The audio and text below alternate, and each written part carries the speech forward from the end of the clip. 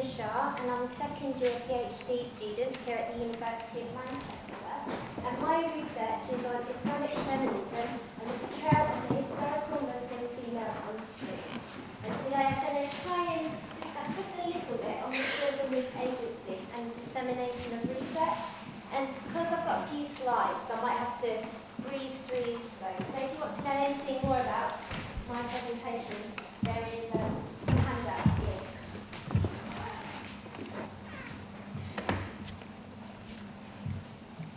So I believe the idea of impact drives my study to challenge racial stereotypes within society.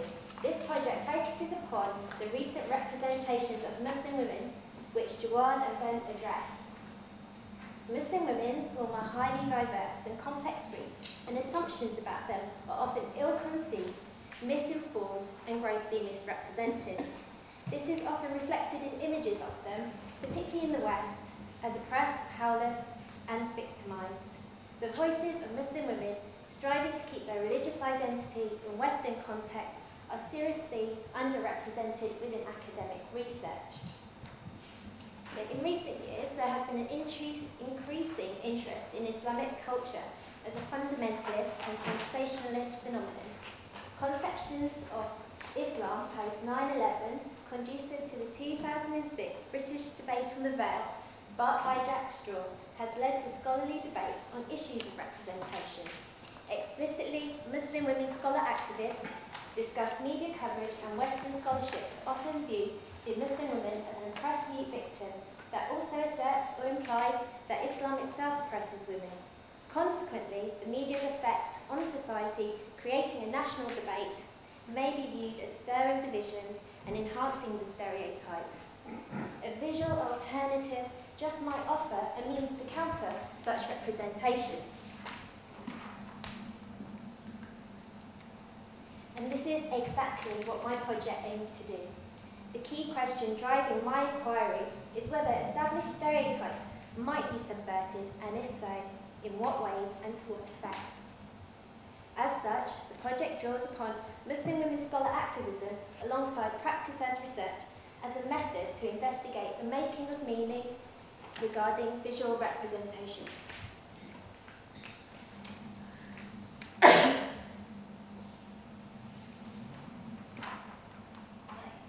As there is no scholarly investigation on the subject of Islamic feminism as a cinematic practice per se, the methods applied to previous studies on Muslim women's agency are important to the practice.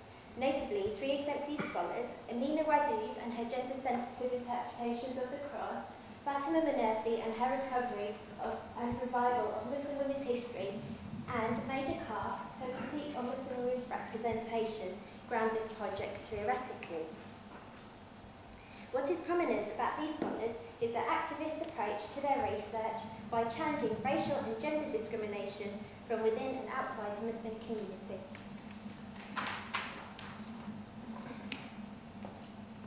So next, here's a model, Amina Wadood, and she does gender-sensitive readings of the Quran. And here she's got a model, a patriarchal model, that shows Allah at the top and female at the bottom. And this way, the female doesn't have direct access to Allah. And she's come up with a Tawheed model, which is based on Surah Fatiha in the Quran, which shows this is male or female, either of them, which is reciprocity, the line of reciprocity. And both have direct communication to Allah, because in Surah Fatiha, one of the verses, one of the lines is, "You alone we worship, and to you alone we pray for help, or guide us in the straight path," which shows the direct line in the prayer, just praying straight to Allah. There's nothing in between. So the crux of Islamic feminism is that it adheres to the divine textual framework of the Quran to maintain and re-establish human rights. Today the battlefield lies in challenging the dominant male interpretations of religious texts that is grounded in a patriarchal system, which is detrimental to women and the representation of Islam. Wadood's knowledge of Islam and Quranic verses oversees the possibilities of liberation and women's equality laid down explicitly in the Quran. As such, not only is Wadood able to debunk any mischievous and damaging patriarchal interpretations, but also challenges the opinion of Islam as an oppressive religion whilst recovering the woman's voice from within the Quran.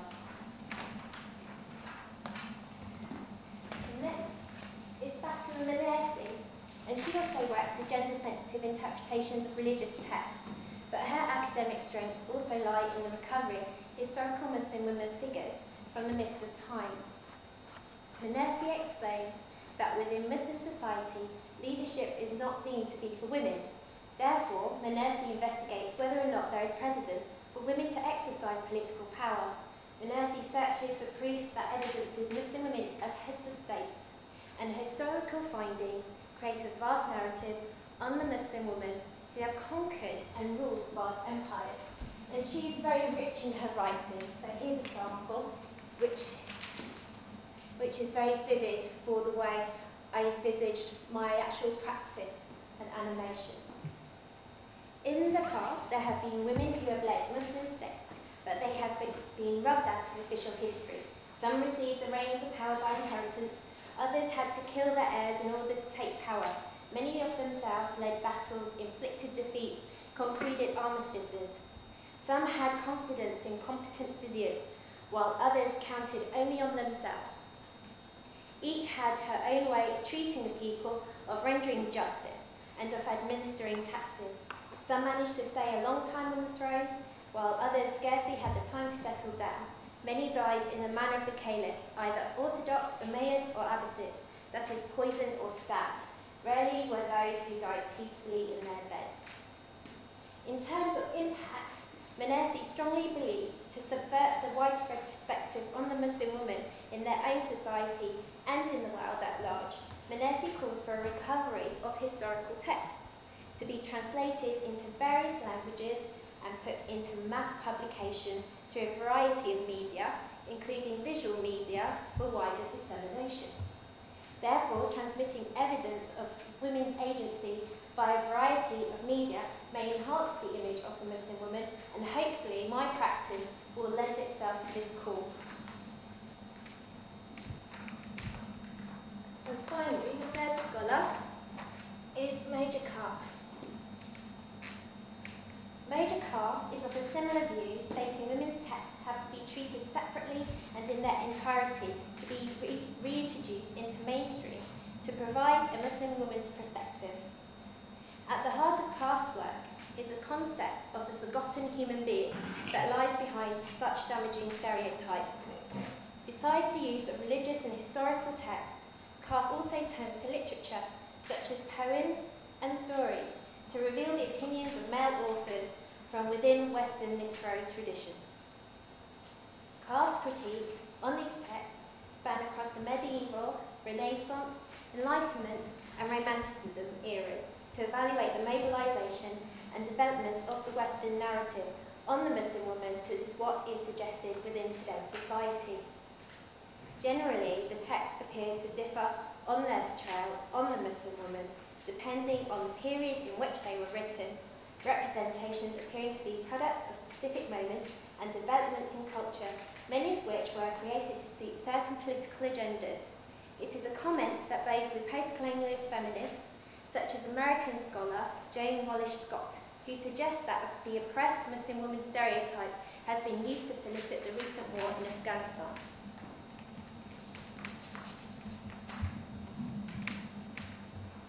So now I get to talk a bit about my film practice. So it takes the form of a 2-minute animated sample that uses puppets to depict a biographical account of a little girl who is destined to become a sultan. A factor for choosing the story of Razia is that her story might be used to illustrate Muslim women's agency, historically, religiously, and politically. I'll give you all the puppet to here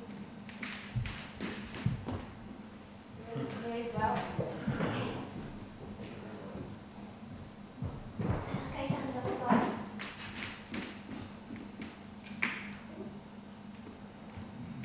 Careful, the heads might drop off.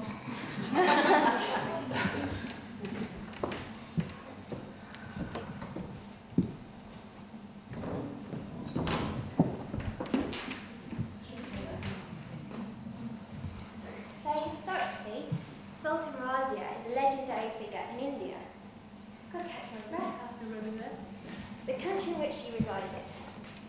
Between 1236 and 1240 Common Era, Razia ruled the Sultanate of Delhi, which was a vast empire at the time.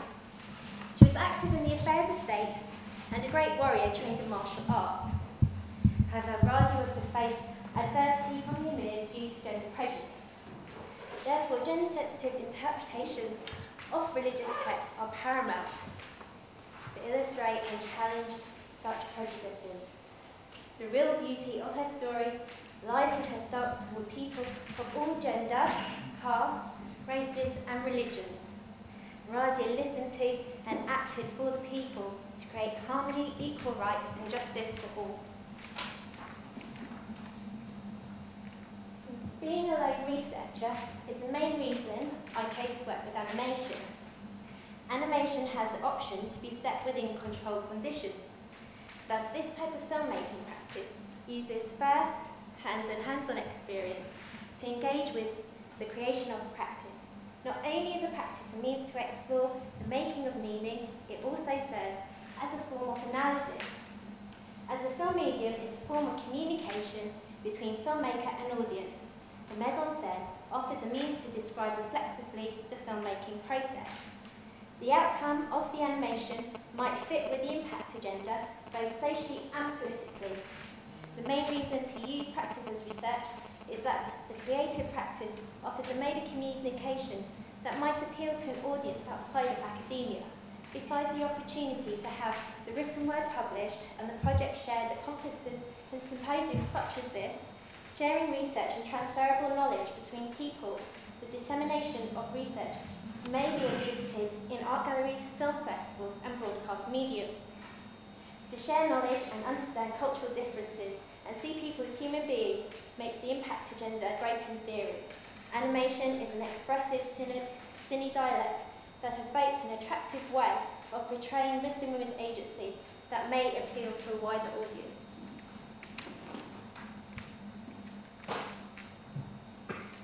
Animation, often a feature of children's television. This film may also resonate with Muslim girls who may like to identify themselves with the story of a Muslim princess that represents their own ethnic group and culture, instead of being subjected to racial stereotypes within cartoons, as cultural studies scholar Jack Shaheen points out. Muslim mothers too strive to shield their children, citing scores of old motion pictures being telecast on cable systems, along with cartoons, reruns of television dramas and sitcoms, plus newly created TV programmes and TV movies of the week. They fear the stereotyping has become more pervasive than ever. However, this animation is not made specifically with children in mind. It is hoped that the film may also engage with an adult audience in an effort to diffuse racial and gender prejudice. As Islam continues to dominate the headlines and Muslims become more visible outside the Muslim community, not failing to mention gender prejudices within the Muslim community, to recover the Muslim woman's identity is an important task. The use of the film medium to illustrate the Muslim woman as an intrinsic and vital part of the heritage of Islam and society offers an alternative perspective toward the stereotype. The use of animation opens Islam up to the mainstream by providing a popular medium to subvert stereotypes associated with Islam.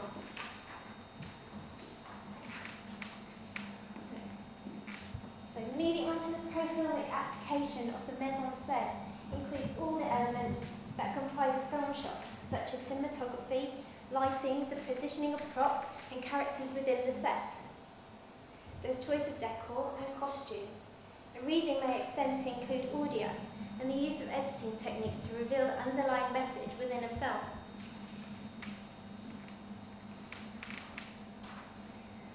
So I'll play the sequence.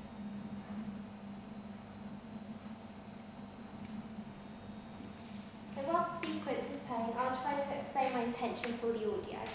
Whilst the Sufi walks toward the camera, the Sufi suddenly stops for something has caught his attention. Simultaneously, the zoom-in stops to divert the audience's attention toward the audio.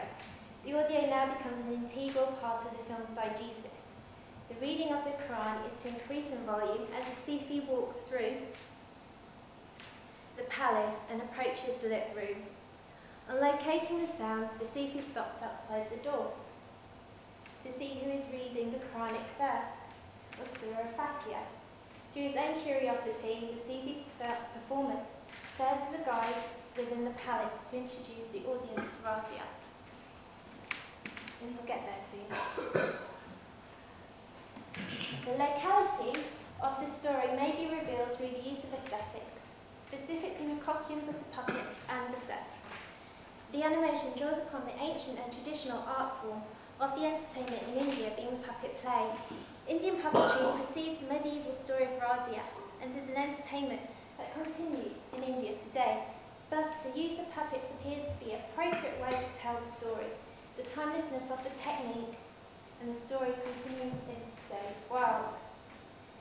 The sequence is partly based on a children's story, which speaks of an old man walking through the palace. In addition, historical sources mention Razia's father, Sultan Iltutmish, to be fond of his teacher, Qutbuddin, who was a Sufi.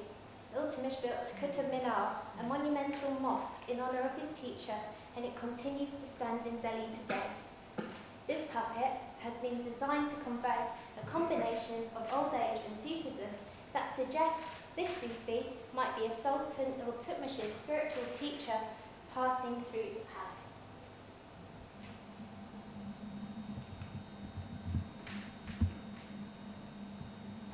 The Sufi is based upon what I, as a filmmaker, envisage necessary to read the character as a wise, holy man. The long white jubba signifies his spirituality and purity of character. His elderly age validates his wisdom and experience of life. The headdress which he wears is based upon those worn during the Mamluk period. Therefore, the costume serves as a reference to the era Razia lived in and the dynasty that she was part.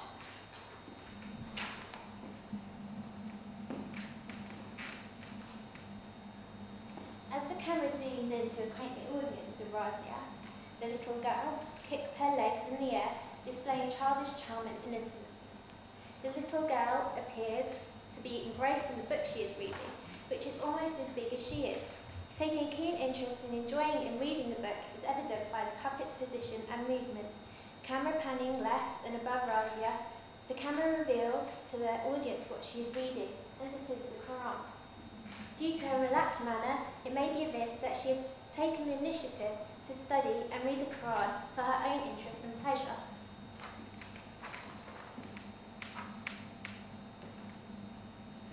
The animation, so on conclusion, just going to wrap it up how I've tried to add these three scholarly approaches into the film itself, make it a bit more evident. So the animation adapts the story of Sultan Razia to describe an Islamic feminist cinema practice. Throughout the sequence, the Quran is a prominent feature, with Razia's reading of Surah Fatiha, which provides the religious element. Surah Fatiha is the religious verse that Wadud offers to provide a gender-sensitive interpretation of the Quran to challenge the non-Islamic patriarchal model. Razia's reading of the Quran illustrates her own personal relationship with Islam, just as a Sufi illustrates his own spiritual relationship with Islam.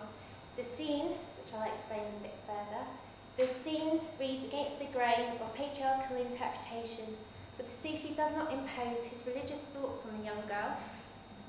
At the end of the sequence, I was planning to use a tablet to express the Sufi's thoughts along the lines of, when this little girl grows up, she's going to be really something. He does not interfere with her reading or tell her how to read the Quran itself. This film is based upon the nurse's technique of recovery of the Muslim woman's history, although Razia is a little girl and does not illustrate the great warrior and leader of the country she was to become in later years. A reading may suggest that the life of this little girl is going to be a major aspect of the film. The story of Razia, with the use of animation, subscribes to the feminist outreach Menesi calls for. Class reading of Western medieval texts offers a glimpse into the characterization of the Muslim woman that is very different to the portrayal of Razia in this sequence. As Karp explains, medieval texts often depict a bad-mannered Muslim woman of nobility. The story of Razia is a gender-sensitive reading of history that inserts Muslim women into the past in order to offer an alternative image to that of the medieval European text Calf analyses. For many European medieval texts read of a foul-mouthed, treacherous Muslim queen who falls in love with her husband's Western male captive. She steals the wealth of the empire to run away with the captive to become his passive and obedient wife. In contrast, underpinning the story of Razia's rule is her devotion to the people of the empire for whom she tried to secure rights and freedoms. The sequence of Razia in regard to present visual culture may also provide an alternative image to the ubiquitous stereotype. Razia does not subscribe to any particular gender role or veiled dress, and to discuss this point further, Razia as Sultan is required to form a comparison, and Razia is the one wearing the green outfit.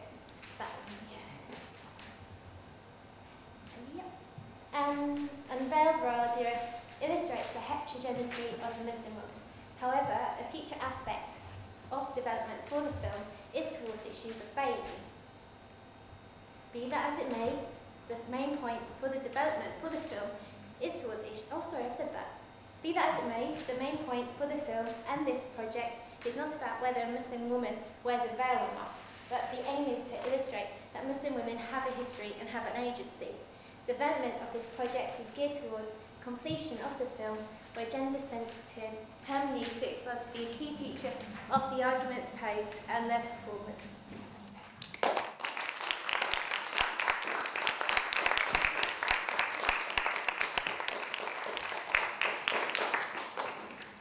Thank you, Sabina. Anybody want to ask anything or make a comment? Talking about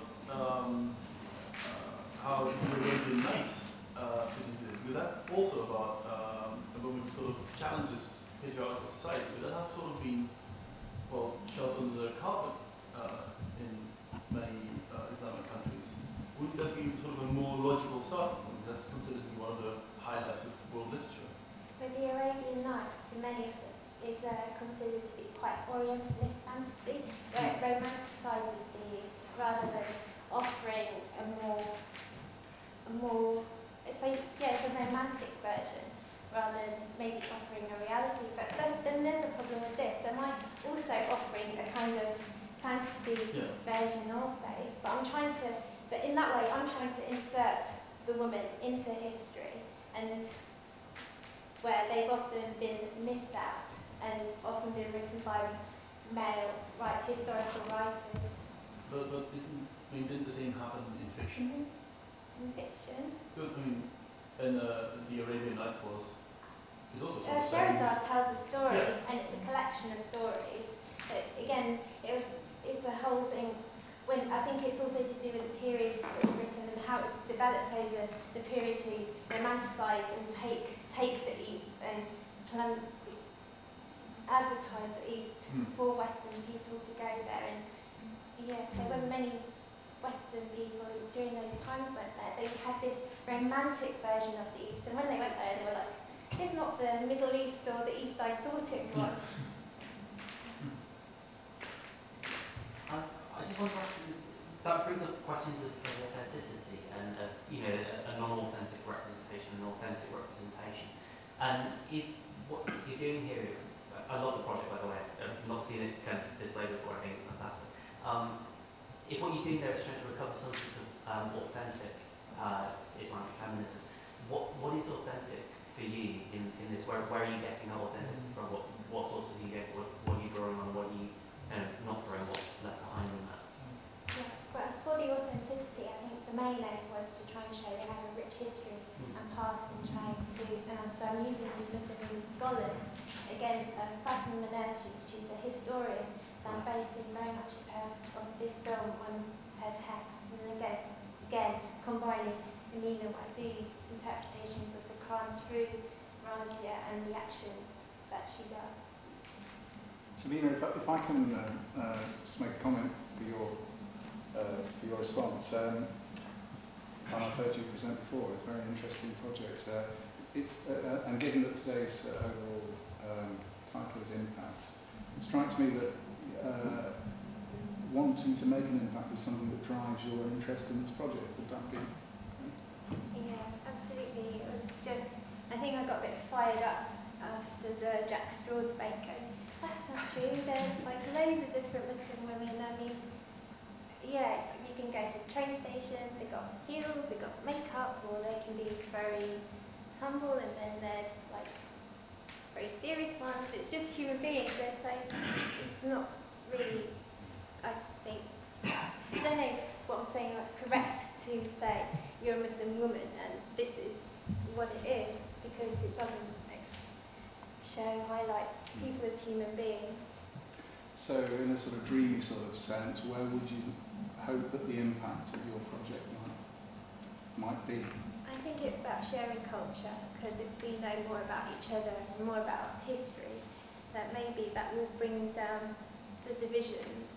So it's not going on assumptions, oh, you're a Muslim and you're like this, and there's terrorism and veiling. And it will show, well, actually, it's not about that at all. There's a peaceful side, there's a tender side, and yeah, just trying to get along and just break these divisions by knowing more about each other. How long is it to film this finish? Like, is it? I hope it's going to be 20 minutes when it's finished. Right.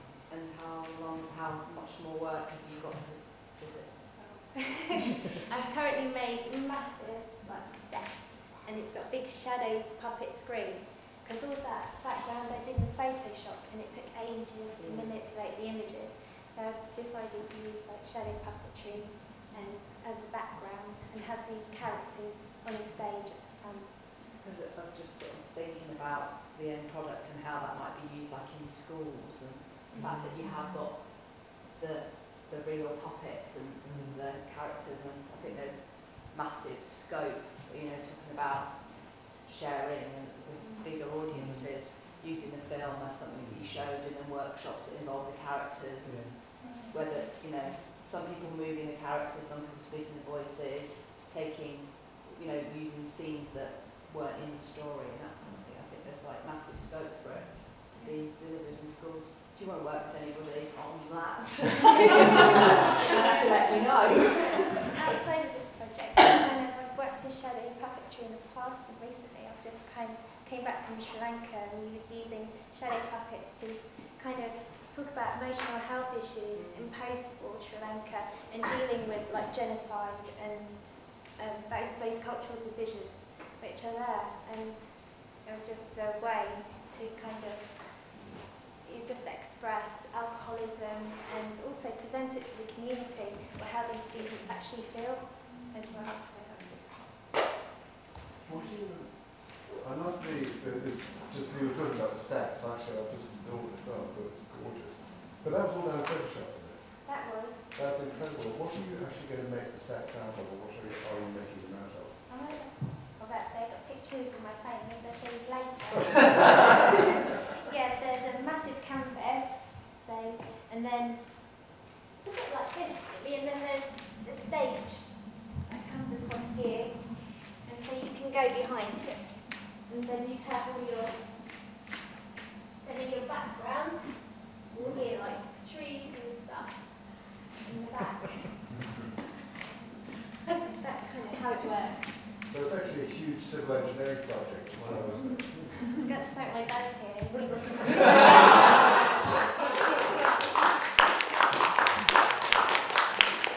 Take it together whilst we're trying to write this presentation. I'm interested in this slide that you've got a blog, and just to think about your research in terms of impact. But what's your decision? The decision behind having a blog, and what's the impact of that? What's your experience of using the blog to support the research process and disseminate it as you're doing it? Yeah, the blog's been amazing. If it wasn't for the blog, I got invited to go out to Berlin and just do a round table at Humboldt University, and she just came across my blog. So it was just she's like, come out here, we're going to do a round table. So that was, if that wasn't there, it wouldn't have offered me some opportunities like that. And also when you're talking about your research, it's like you don't really want to go into so much details because you don't have the time, but having a blog means they can go and have a look and see what your research is about and see how also being able to work with different companies or institutions. So they've been very good. And I mean, the hits. Yeah, do you know how many hits and who's watching you or reading your blog? I think, I don't, it's thousands.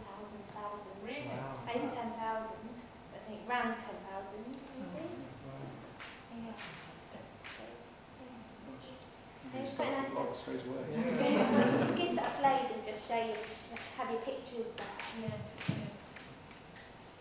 Okay, is there a last question? Will we take a break?